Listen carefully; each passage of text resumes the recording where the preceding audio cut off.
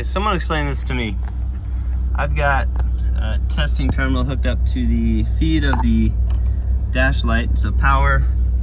So I've got a test light here. I've got ground, right? So everything's working there. I've got power. Yellow wire coming from the sensor back there. I've tested the sensor directly going past 2,000 RPM, and it grounds and turns the light on.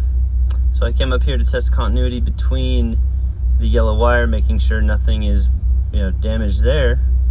Because right now, as soon as I go above 2,000 RPM, the sensor goes off.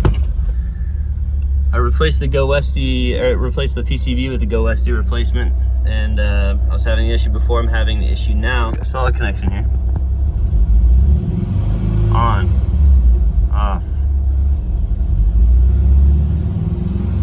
So what's going on here, just to show you, there's continuity all the way up to the PCB, past 2,000 RPM. Of course, the talk isn't plugged in right now, but the sensor is working. One more test. I'm just going to touch the solder point here for the yellow wire. Try to only touch that. Okay. On it. Not touching any other stuff, right? Double check here.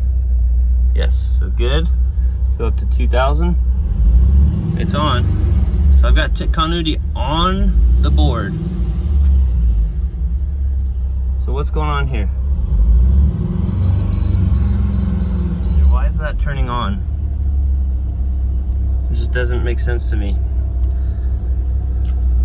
Unless there's something wrong with the board. It's lighting up fully.